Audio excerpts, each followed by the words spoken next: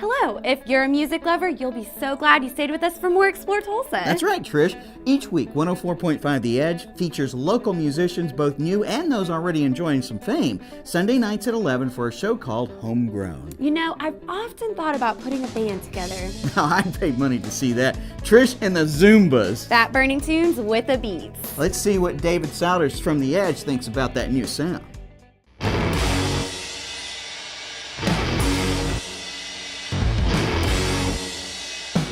I've been doing radio since I was a kid. When I was in middle school, junior high, I was the voice of Tulsa Public Schools lunch menus 5 days a week on the old KKC station.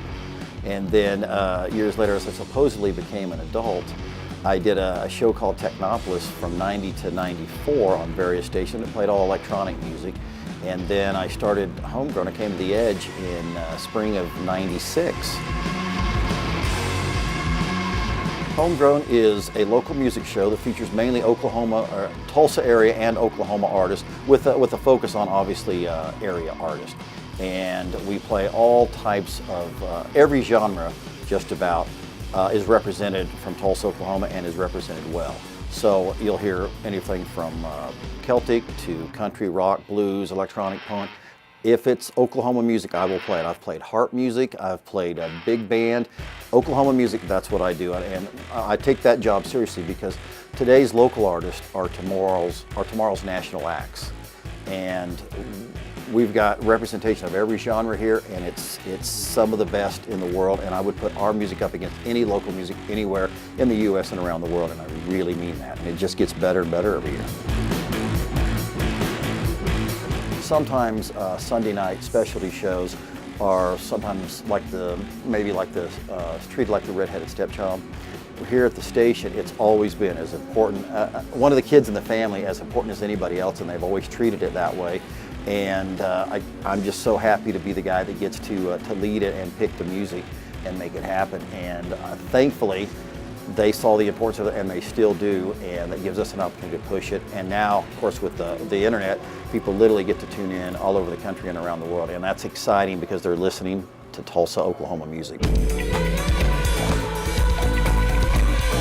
Well, Tulsa's always had a great music scene from the time they started playing music in Tulsa. Every decade's had great music. Of course, most people, if they know anything about Oklahoma music history, then they know what was called the Tulsa Sound from the 70s, and people like Eric Clapton were hiring his whole band from here, and they were really tuning in. And of course, with Leon Russell and Dwight Twilley and various people like that, even David Gates before them, you know, and Bread, there was a musical history from Tulsa.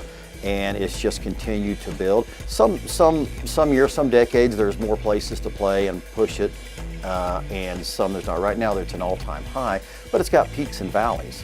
So whether the venues are there for the music, for the bands to play, the bands have always been there.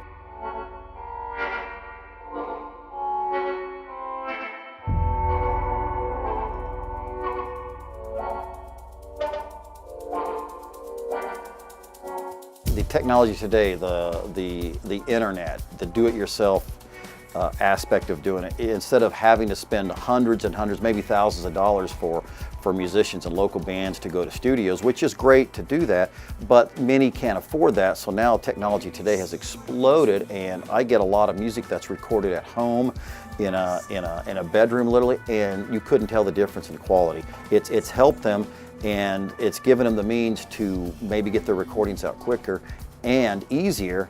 And then now with the click of a button, you can literally present it to the world. And we're seeing that happen now in the last handful of years. And this is what's happening. You're a click away from worldwide exposure. And that alone is almost mind-boggling, because when I was a kid growing up, that wasn't there to even consider. And now the generation now, they don't know anything but that. I can remember in my first band many, many years ago, hearing my music on the radio, and it was such a phenomenal, heart-stopping thrill. I've never forgotten what that feels like. And I will have young bands call up that I'm playing their music for the first time, and they're screaming on the radio, or they're screaming on the phone, and they're so excited. They're so busy screaming and so happy and to thank me that I think they're really missing hearing themselves. But I understand that throughout, and those are the things I never forget. And if that makes them feel good, then, you know, I've done my job, and that feels pretty good to be able to push what we have. I feel very strongly about it, and like I said, I get to prove it. I get to back up everything I say about local music every week on Sunday nights.